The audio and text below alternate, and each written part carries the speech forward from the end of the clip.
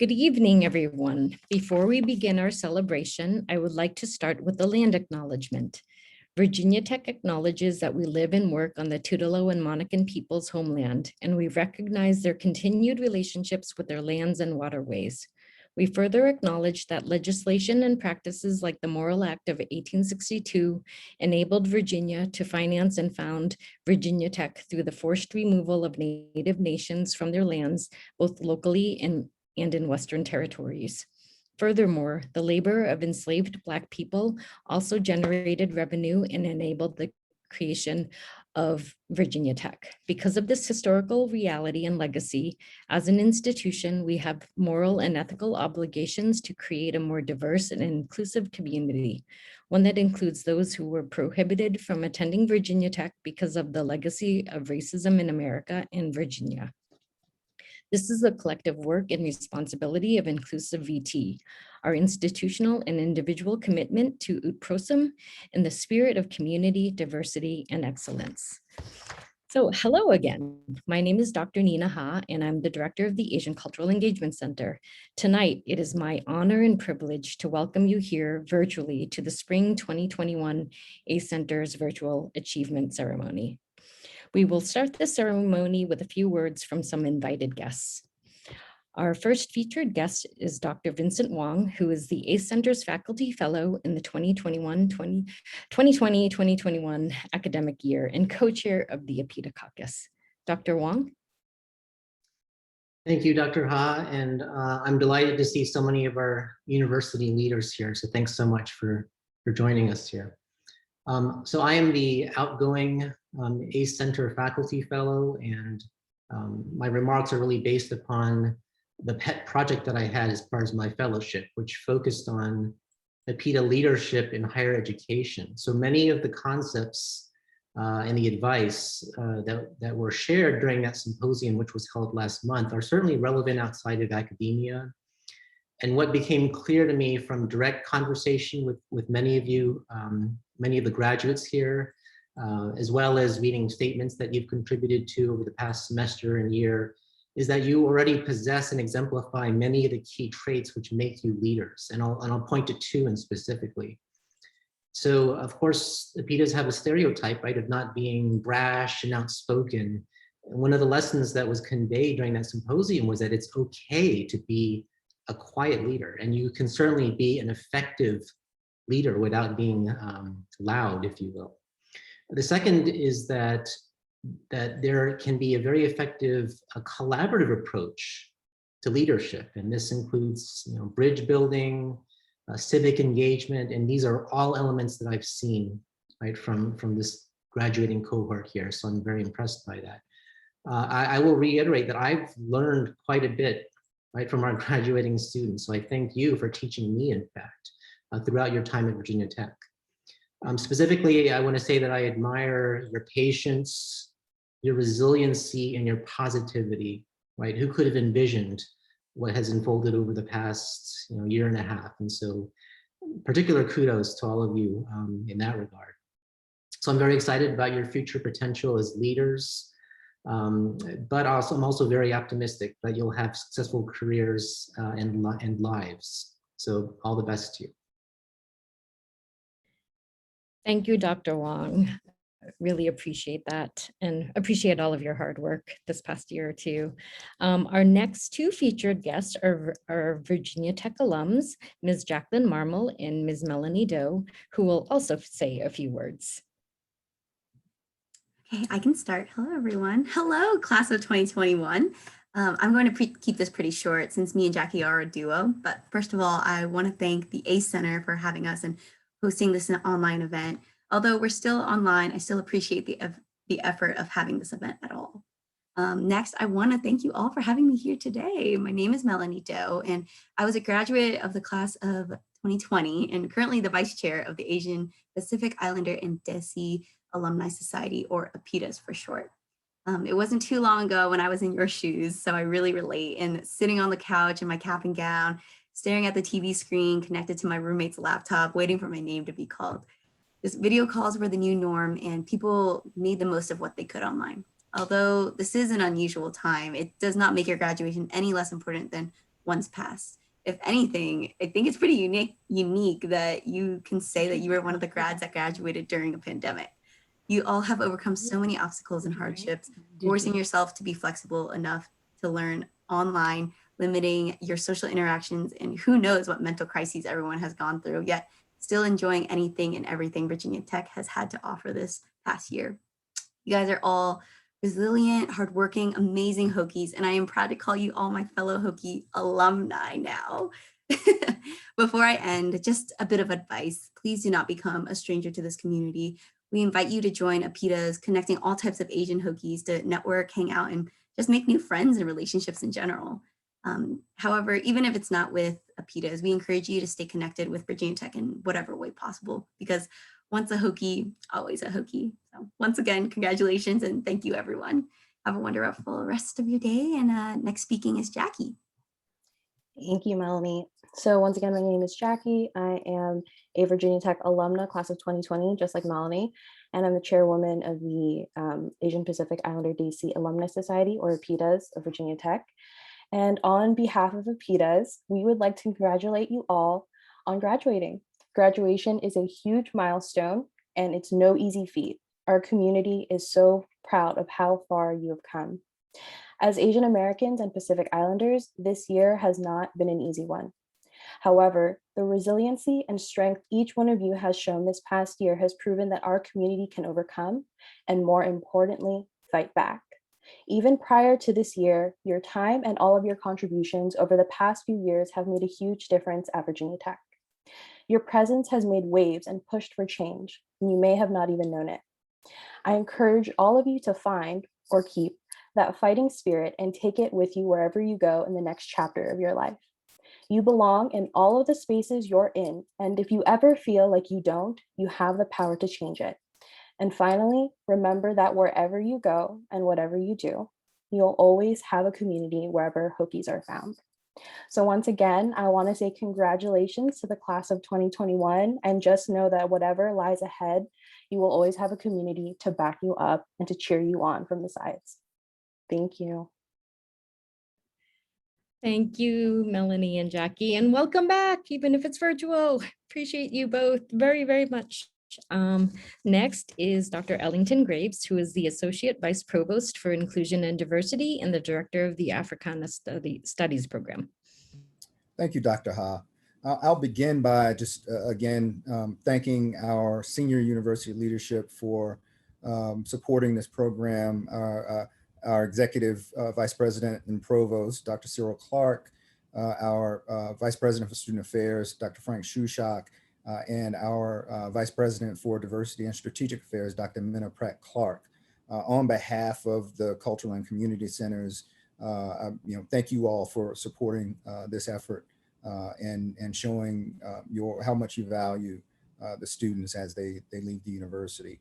And also thank you as well to a number of faculty and administrative colleagues who are also here to show their support. I'll keep my words brief as well. You're not here to hear me, see me, but I do want to congratulate the class of 2021, not only on persevering and sticking it out through incredibly difficult and unusual circumstances, but also for speaking out. Speaking out on your own behalves as we've navigated some really difficult times in terms of anti-APITA bias and discrimination and violence, but also for being faithful and courageous allies on behalf of other historically marginalized populations as our society struggles with just a number of crucial reckonings, and hopefully we'll come out on the other side the better for it. So I congratulate you on completing this part of your journey. I wish you the greatest success in your professional lives. And as our previous two speakers have said, we absolutely would love to have all of you stay involved with the university, with the Alumni Association, and to come back and see us and support the students who come after you. Thank you. Thank you, Dr. Graves. Thank you for all of your support, especially during these times. Really, really appreciate you. Okay, our next guest is our keynote speaker, Ms. June Millington, who has been described by Guitar Player magazine as one of the hottest female guitarists in the industry. Millington has been making music since she was a child playing ukulele in her native Philippines. Having moved from Manila to California in the early 60s, she and her sister, bassist Jean, turned in their folk guitars for electric and formed a succession of all-girl bands. By 69, they were in Hollywood with their band Fanny, which was one of the first all-women's rock band to be signed to a major label, Warner Brothers. Through 5 successful albums and extensive touring of Europe and North America, Fanny served notice that women could do more than simply sing. They could write and play passionate rock and roll. To learn more about Fanny, you can watch the just released documentary, Fanny, The Right to Rock, which debuted at the Hot Docs Film Festival in Canada this past weekend. Fanny played with major artists like Chicago, B.B. King, Dr. John, The Kinks, The Staples Singers, Ike and Tina Turner, and Chuck Berry, and recorded an album at Apple Studios with Jeff Emmerich, the Beatles engineer. June Millington left the band in 1973 and continued to record and perform both with her sister Jean and on a number of solo albums. She also has produced many artists, including Chris Williamson, Holly Near, Mary Watkins, Melanie Demore, Bitch and Animal, and Joel Zoss. She's the co-founder and artistic director of the Institute for the Musical Arts, IMA, a nonprofit organization for women and girls which hosts rock and roll girls camps in the summer. The Institute for the Musical Arts has grown into an internationally known teaching, performing, and recording facility supporting women in music and music-related business. Millington has also received numerous awards for her achievement, of which I hope she'll enumerate in her keynote address. Millington released her autobiography, Land of a Thousand Bridges, Island Girl in a Rock and Roll World, in June of 2015. She continues to perform, write, and record, and teaches at IMA, as well as colleges and universities around North America, including Hawaii. Now it is with my great enthusiasm that I welcome June Millington. You're muted, June. June, you're muted. Hi, everyone. Hello. So, so great to see you all. And I've got some prepared remarks, and I will also jump to extemporaneous because it's hard to contain my life, quite frankly. I mean, you know, when my sister and I started a band in 1964, after having moved to California in 1961, it was a completely different world. And so I'm going to take you through that world. And, you know, of course, the topic for this is invisibility. You know, being an outsider, being other, and feeling like, hey, nobody sees me, you know? And that was really tough until they realized we had something to say through music. So, yeah, let me go through my prepared, and I can always jump off of these prepared remarks, by the way. So anyway, I'm so glad and happy to be with you all tonight, especially as a 73-year-old Asian American Pacific Islander woman who has seen so much and seen it through the lens of music. Because that makes all the difference. Music has no barriers and can represent unlimited freedoms, especially as related to the heart. No one can stop or change the effects of music in real time. That is impossible, and that in itself is incredible. Consider this. In 1961, at the age of 13, I moved from Manila to California with my mixed race family and, of course, stepped into a new, wholly unfamiliar world. I was the eldest of 6, soon 7, and although our dad was white, a Yankee from Vermont, it didn't make much difference. My sister Jean, with whom I was to start a band in a few years, that was called the Svelts, by the way, was a year younger than I, and we were completely invisible. Thank goodness we could already speak English. In fact, all our extended Filipino family never encouraged us to speak anything else. That was the language of the beloved Americans, our liberators. I was the first girl born after the war, and as such, was not only welcomed, but stood as a symbol for the future. We had lived through the horrors and there was hope. I understood that deeply, but as we stood in the halls of our American junior high, it stood for nothing. No one knew where the Philippines was, or in many cases, had even heard of it. That was a shock and made me shrink back even further. But music was in us, and we had played ukuleles in Manila, playing American hits like Chain Gang on ukuleles, Calendar Girl, Island in the Sun by Harry Belafonte, even the tragic Tell Laurel I Love Her by Ray Peterson, and Tom Dooley by the Kingston Trio. You can look all this stuff up.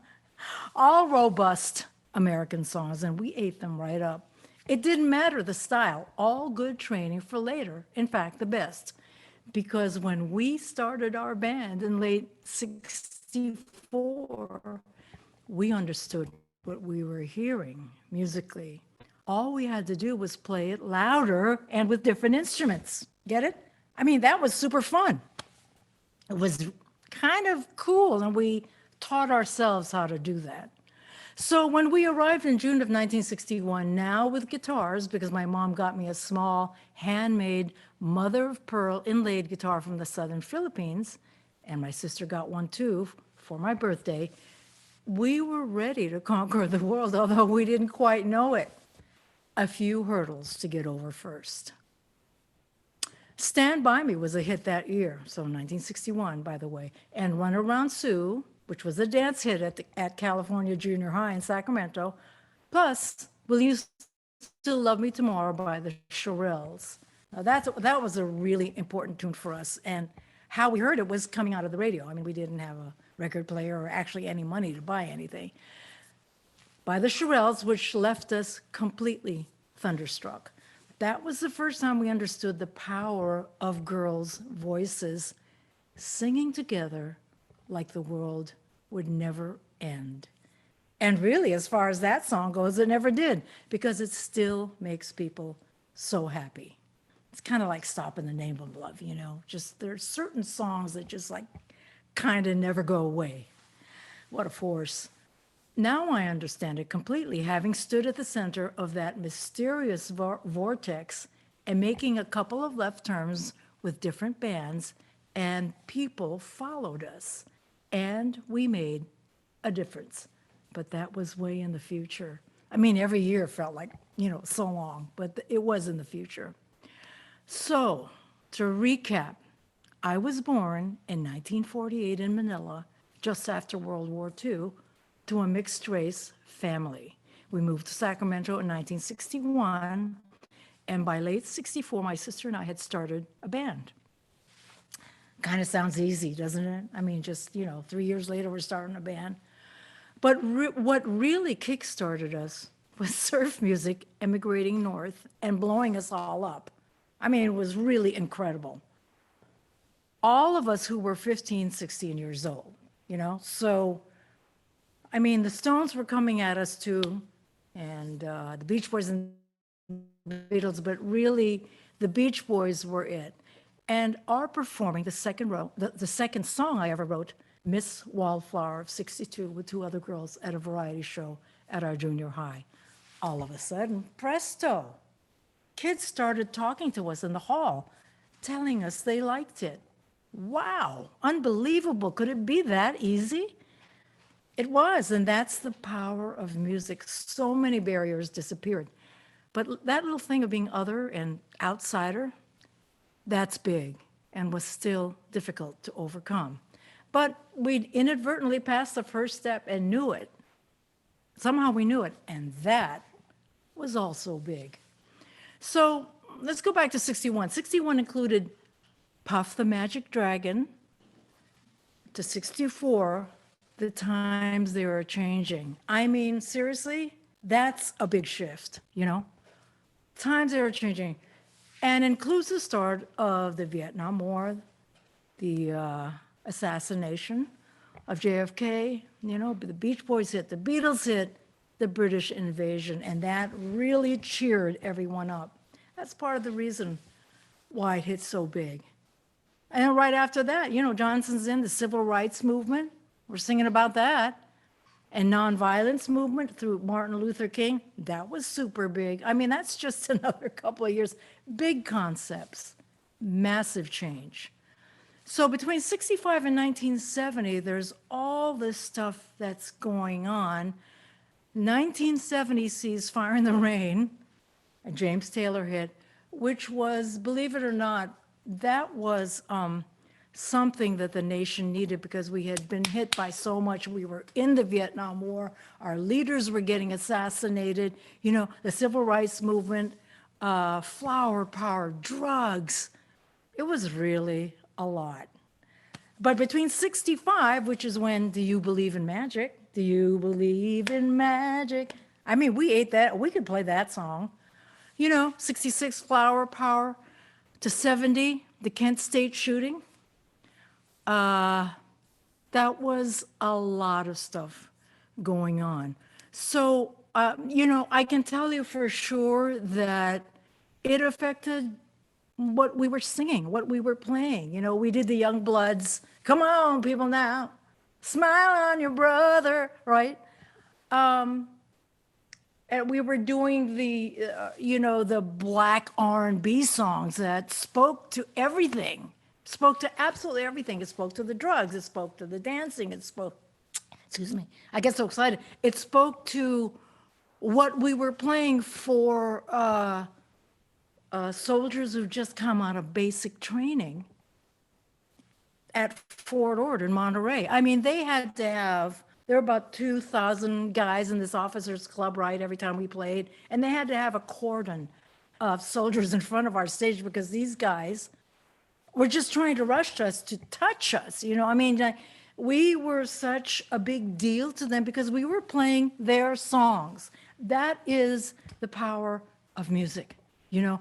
When you're all singing the same songs together, and believe me, every single week from 61, 63, 65 to 70, 71, every single week there were so many songs that were coming out that we, the Svelts, learned. So when, for example, we did My Girl, I mean, these guys went absolutely crazy. I mean, they figured we were singing directly to them, and in a way, we were. You know, so what were we? We were like 15 when we started, then 16, 17, 18. We were doing like 4 gigs a night. We were playing after hours joints in Oakland. And some of these were just for black soldiers, you know, who just could come out from the bases and come to this after hours club. And we would do the funk for them, you know. The songs were just incredible. So, you know, I just want to pause right there. From 61 to 70, there was so much material. There was, I entered college in 66, UC Davis. And in that first 6 months, I saw the Grateful Dead. You know, I saw the original Stills and Nash, what became Stills and Nash. What was that band? Buffalo Springfield, you know, Don't You Want Somebody to Love, all these songs that are iconic to us now. I mean, hopefully you know some of these songs, right? But they're classic songs that were speaking to what was happening there then, beginning with, I would say, the Vietnam War, which was already happening before JFK got assassinated. So in 66, we were playing a club in Reno, Nevada, and we were doing 5 sets a night. So imagine, I'm just turning 18. The other girls are like 17. We all lied about our age, you know, because we wanted to do it, man. We were doing 5 sets a night. So by the time we did the 5th set, you know, we could just kind of redo songs. But my point is that for about a month, this guy who had already been in Vietnam, so 66, returning vet, and he was telling me about his experiences. And, you know, these guys really thought of us as mom and apple pie. They really, you know, and we're Asian American, at least two of us are. And Bree Berry, her name back then, was also Filipino American.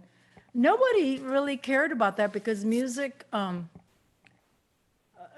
just dissolved the barriers. I can't say that I could really talk about the Philippines yet, but I could with this guy because he'd been to Vietnam, you know. And I remember distinctly, he's telling me like at 3 in the morning, you got to hear this group that they're playing in Las Vegas, and they are so good. They're called Sly and the Family Stone. So that's summer of 66.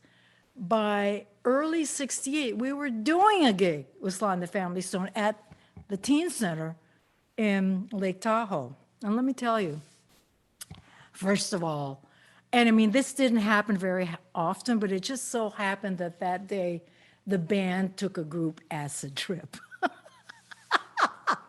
And it was riveting in the sense that when I saw what Sly was doing, I mean, they finished the sound check and he just was sitting on an amp with a leg crossed. And he was kind of just doing this groove. And I knew what he was doing. I mean, I was learning so much from him just in that 10 or 15 minutes. So these are the experiences that are really important to me. Seeing him play and experiencing him play, well, on acid, but okay. And having go-go girls dancing in cages that were attached to the roof, and that was normal. So 64, 65, 66, all through the 60s for us, that was totally normal, So you could say it was misogynist, but it was a gig for these women, I never met a mean dancer up in those cages. We'd hang out afterwards and, it was great. So what I'm saying is that music totally dissolved the whole racial thing for us while we were playing it. And we never felt the effects of misogyny and racism while we were doing music, which is really interesting. But in order to fight for the right to rock, that was different, because women were not supposed to play. And so we got a lot of kind of both mental and physical pushback in the sense that, parents didn't want their girls to join their men. What would happen to them? Although we were very well behaved and chaperoned. But the biggest compliment we got in those days was not bad for chicks. And we accepted it because that was the best thing they could say. And so we say, thank you, What else were we gonna say back in 66, 67? Hey, don't say that to us. We're not chicks and we're really good. No, you couldn't say that because we were still proving that you could be seen in a frame that was 4 women, or 5 sometimes, that you could be seen. We were the first ones who stepped into a frame that others could see.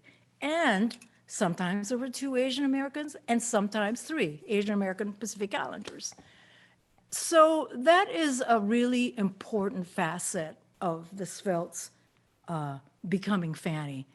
And by 1971, our first 1970, our first 2 records were being released sort of on top of each other. In 1970, we played the Fillmore West, the Fillmore East. We played the first Sonny and Cher show. We played the Beat Club, which is so famous now because people are watching. To me, that was just another day at the office. But we couldn't fail. As women, oh yeah, we had to totally shred. I could never have an off night. So to me, when I watch that, I'm thinking, yeah, I'm really good doing Ain't That Peculiar, but it didn't feel to me like I was trying anything special at the time. I was just trying to hear everything and do the thing, the usual musical interaction.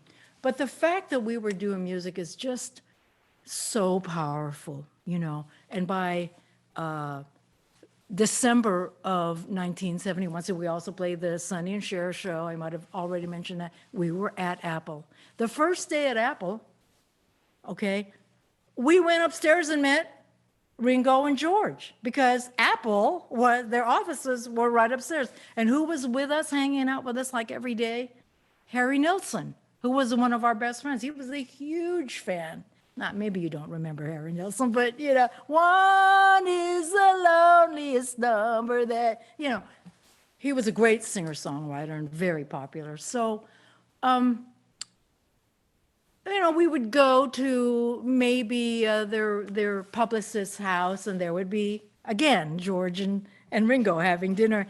It wasn't so much fun because they were a little bit depressed because the Beatles had just broken up.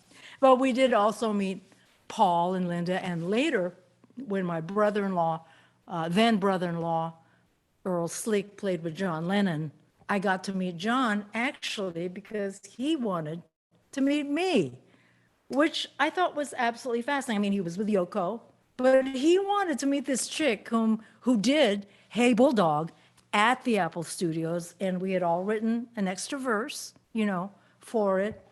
And, you know, those guys accepted us. I didn't feel like they had any, you know, sort of hypocrisy around being our being Asian American. In fact, our producer asked Ringo once, you know, that group Fanny that did your song, he said, oh, you mean that group of the Oriental chicks?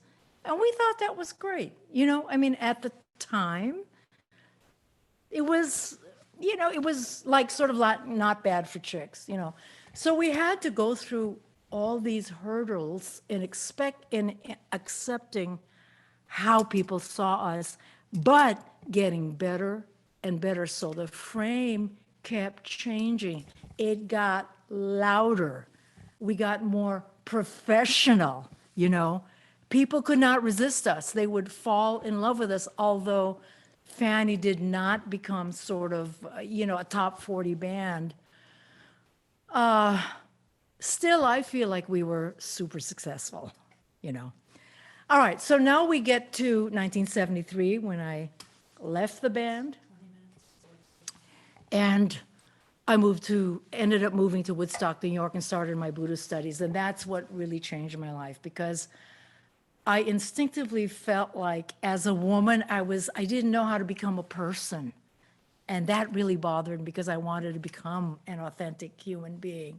So Buddhist studies really gave me that thread and saved my life, as far as I'm concerned. From there, in 1975, I joined Jean and a couple of other girls, and we did what I call the Fanny Point One tour. That was the tour that was backing her hit, her surprise hit, Butterboy. And she happened to be sitting in my house in Woodstock during a severe snowstorm where she got this phone call, and they're like, well, you got to come back to LA because you have a hit and we can make some money. Okay. So she went to LA. She called me a week later, June, I want you to play on this tour. So I went. And that's how, believe it or not, how I ended up being involved in feminism and women's music, because I was in LA and Chris Williamson knew of me. She was a Fanny fan, and she asked me to play on her now super famous album, Changer and the Change. Well, it's famous to a whole bunch of people. Maybe not to look her up. And I played on 2 songs in that, and then I went on the road with her in 1976. So there was another huge sea change for me, because I didn't want to go. I kept saying, oh no, I don't want to go on the road, because I didn't think it was going to be very exciting. You know, we were doing this Fanny Point One thing, but the record deal fell through. And she kept saying, why don't you come on the road with me? You know, you'll have fun. I'm like, really? I didn't believe her. But I went, and I mean, from the first concert, which was in Salt Lake City, I realized, oh my God, this is rock and roll. This is rock and roll. Something else is happening, right? It was huge. It was a paradigm shift. And I realized, oh, all these souls are coming through this vortex, millions of them. We all decided to meet here now and have this music. We had a playlist. It was being created. It was really incredible. So that music and feminism, of course, transformed me. Now am I less invisible as an Asian woman? No, I'm not. But I'm getting to see this thing and be part of it, right? Okay, so that was amazing. And so I went on the road with her in 76. My mind got literally blown yet again. Oh, and don't forget Jimi Hendrix, right? I forgot to mention Jimi Hendrix. He was our new church, and I first saw him in 68 at the Fillmore. 69, we were in LA. Okay, so now I'm going to move forward to 75, 76, which was, for me, totally incredible. 76, I got off the road with Chris, and I was doing two things simultaneously. I was trying to get a record deal with me and Gene, which we got. Now what's happening? Disco. Disco is happening. Cocaine is happening. So, I mean, I'm only mentioning this because this is a huge culture. My microphone fell. This is a huge cultural shift. Disco and cocaine. I mean, we recorded Ladies on the Stage in New York. And believe it or not, I was too much of a wimp to go to those, you know, really what was that famous club? Disco Club 54. I never went. I got lots of invitations, but I never went because I was too scared. However, by 79, we were doing all these gigs and AIDS hit, okay? And in the meantime, the ERA, I mean, how many rallies did we play for the ERA? I mean, we go on and on and on. We're not even into the 80s yet, right? In the 80s, Ann and I start IMA, right, in 1986, and we go on from there. We finally buy this property in 2001, right after 9/11. I mean, there are so many cultural things happening, and I guess I have to stop there because I really could just go on and on. It's impossible to contain my life, but I encourage you all to see Fanny, The Right to Wrong, because it represents everything I'm talking about. Now, my being here today is proof to me that my being an Asian American woman and turning 73 and having lived this long, having done as much as I have, and having written a book called Land of a Thousand Bridges, which is off of La Na Na Na Na, Land of a Thousand Dances, Island Girl in a Rock and Roll World, is important because I've known a lot of famous people and none of them can write a book. It took me 20 years to do it. So that's important, you know, etc. So please do try to catch up, but you can only get Land of a Thousand Bridges through IMA. Go to the website, ima.org. Super important, and we're passing it on. Oh my gosh. Thank you. Thank you. Thank you. I do want to hear more and more and more. And it's like, oh, we're gonna have to bring you back in person so that I can hear you singing I will live. come back. Absolutely. Yes. Thank you so much, June. And if you stick around, she will be performing at the end, so stick around. Thank you, June, so very much. Okay, now bear with me because I have to share my screen because we are going to be sort of featuring the stars of the show, actually, the graduating students. I'm really excited. And I just want to actually sincerely congratulate the graduating students. And fortunately, with the help of my ACE programming assistants, they compiled this video so that we can actually present the class of 2021 for you. So just bear with me and I will try to share my screen.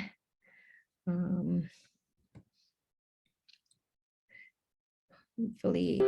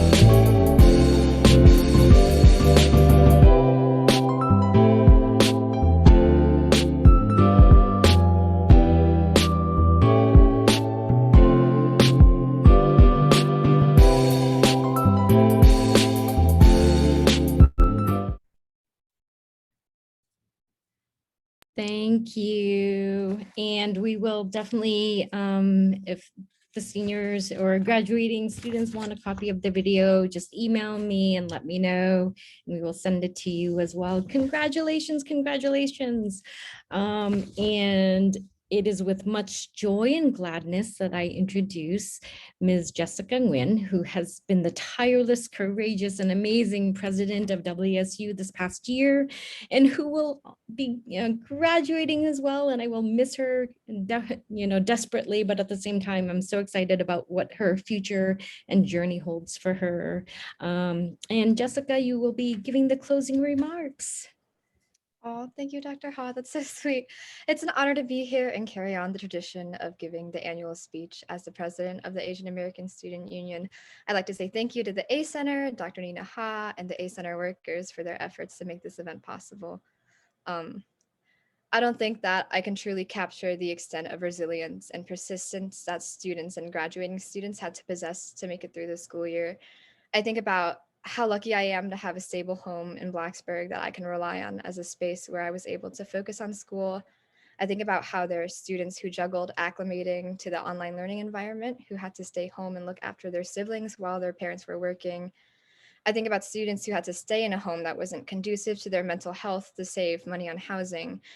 There are countless struggles that students had to endure this year that many folks haven't acknowledged, but I want you guys to know that I see you, I feel for you, and I'm so incredibly proud of you for making it.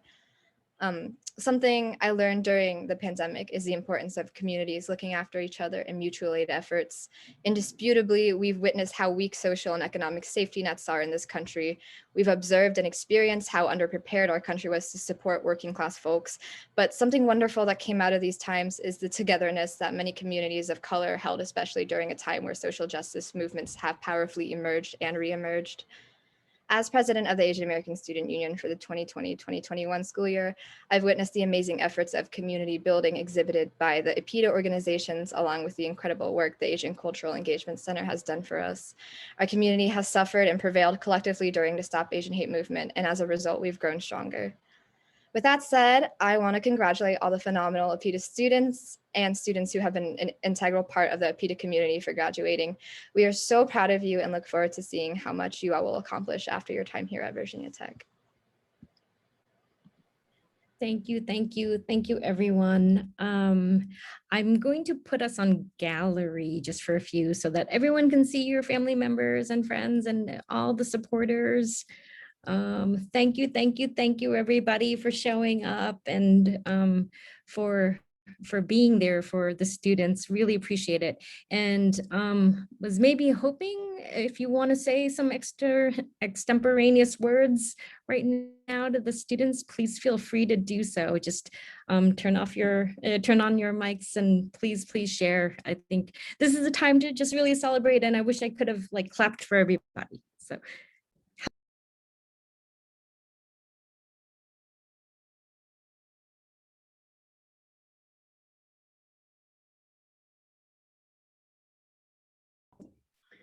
Nina, I just want to thank you for your amazing leadership this year, and all the faculty and staff and the APIDA caucus and all the student workers and ACE were just so amazing, such incredible supporters. And I've learned so much even this year about the APIDA struggles and challenges and opportunities. And I really just want to congratulate the graduates, and I'm excited for their future and hope they'll stay in touch with us. Thank you. Thank you.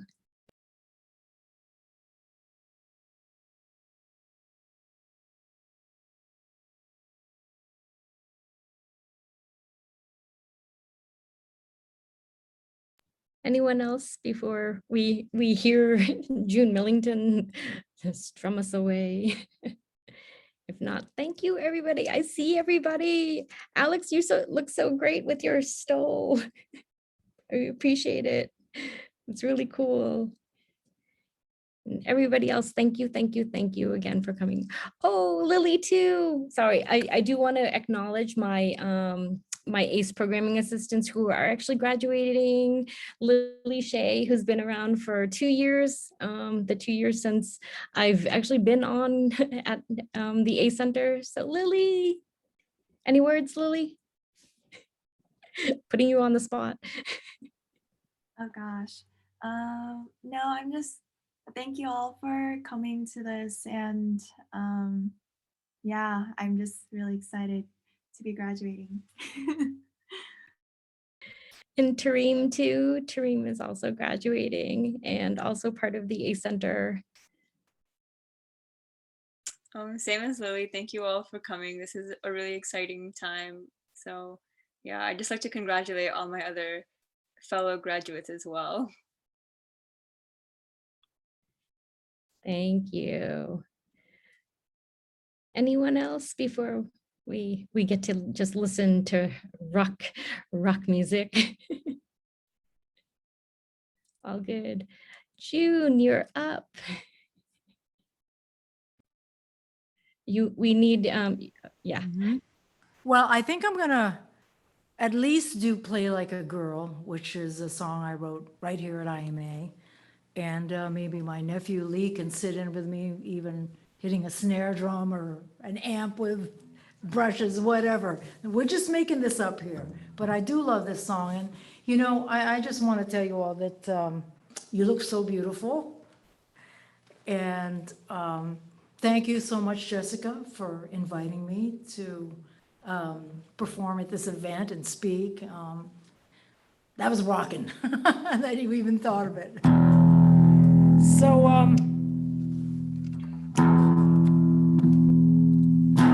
so this is my famous Les Paul that I'm going to play. People love this 57 Les Paul and covet it.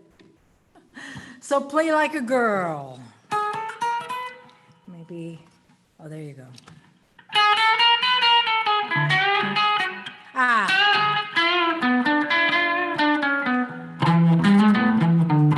Wow. Tell you girls a story, I won't tell you a lie. Anything you want, you can do it just fine. Come on. Come on and rock the world. If they tell you you can't do it, you just turn it up and play like a girl. Here it comes. Two little girls staring out at the sea. Water touching shiny, it's as blue as can be. Come on. Come on and rock the world. If they tell you you can't do it, you just turn it up and play like a girl. Oh yeah! I'm just making this up.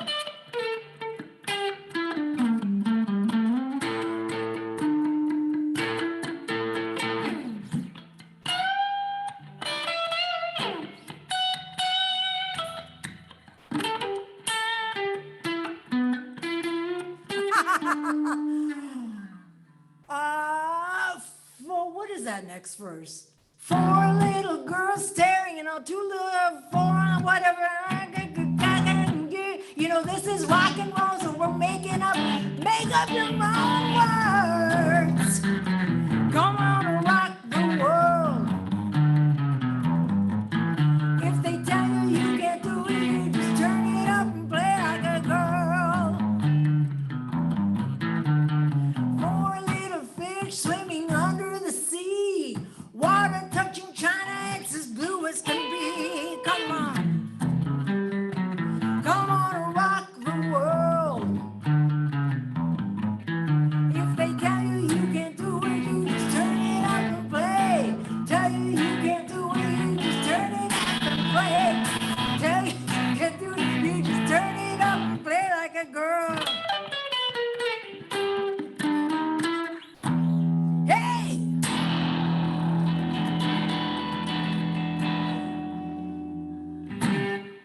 And that is a club ending I know from doing 5 sets a night since 1965. I'm telling you.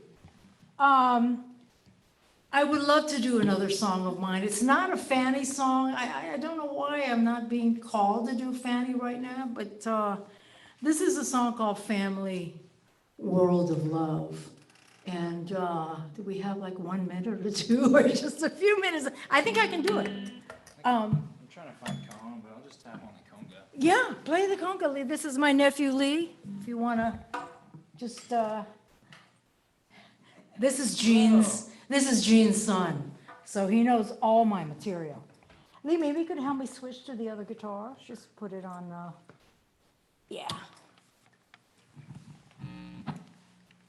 Water touching China, it's as blue as can be.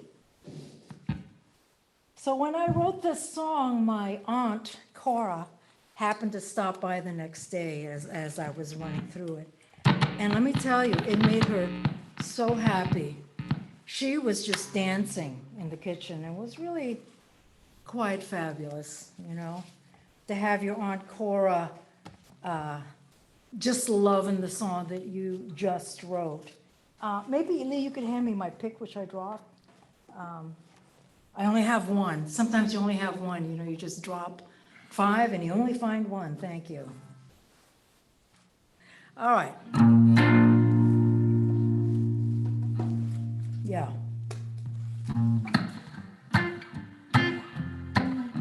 You can see why she loved it.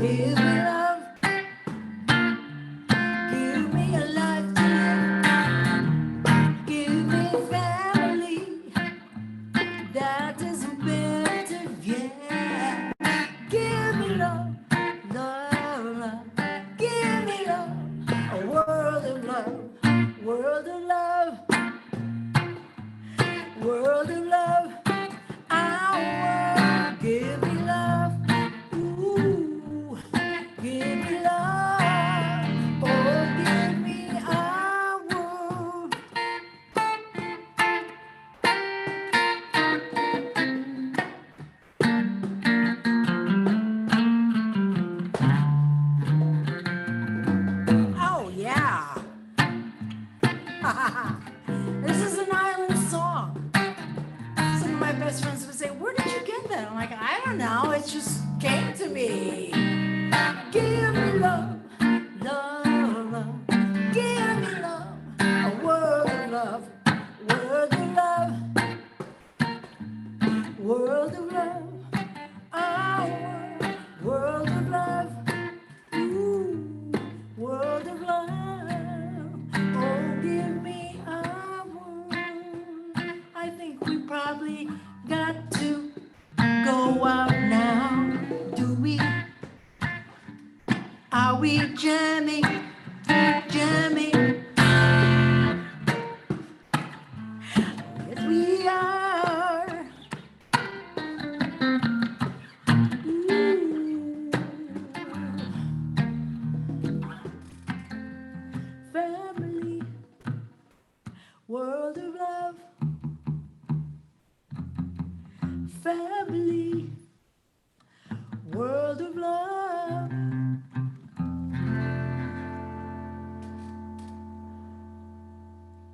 Oh, wow. Thank you. Thank you. That was you. incredible. That was so incredible. Thank you. Thank you.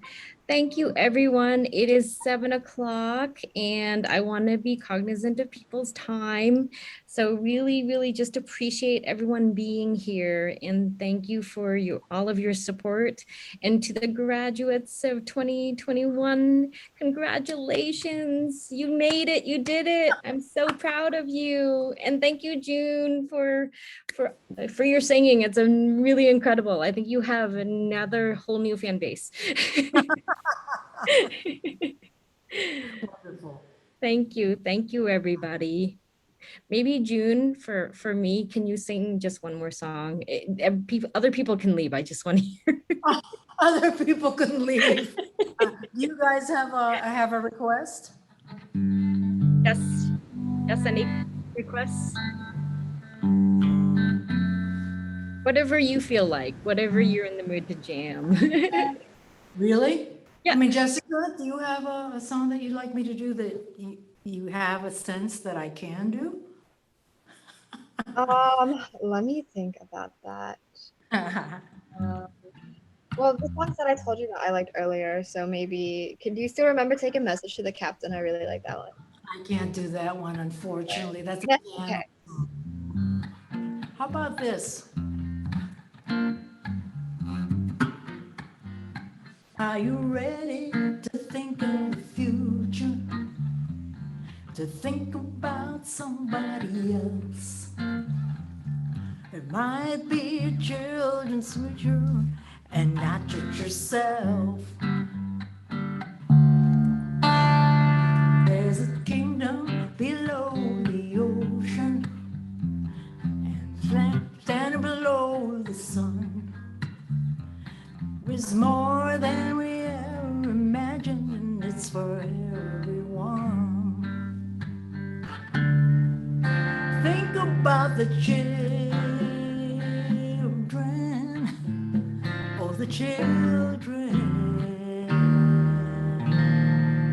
on a mountain below the ocean, bird with a broken wing.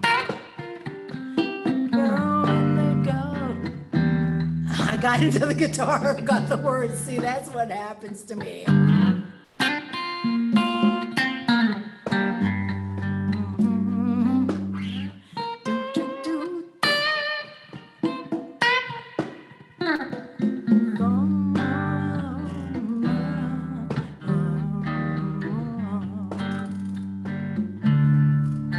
Think about the children, oh the children. We're part of the universe, we're part of the moon and the sun. There will always be Earth, long after we are done.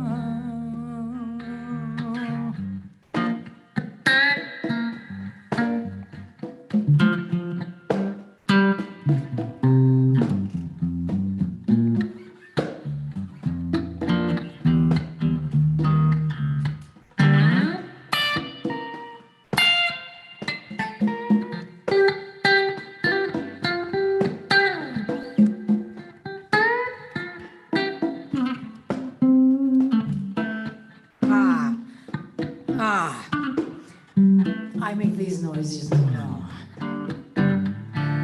Think about the children, oh the children.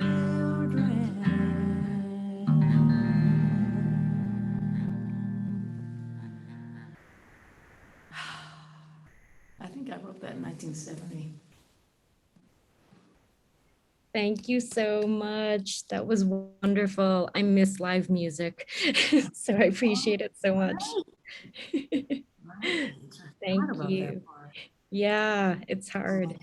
I need to hang out and play some more, you know. Thank you. Thank you, everybody, for staying and for, indulging me and asking June to play one more song. Totally appreciate it. Have a good day. Have a good evening. Thank you. Bye-bye. I'll see you again. Bye.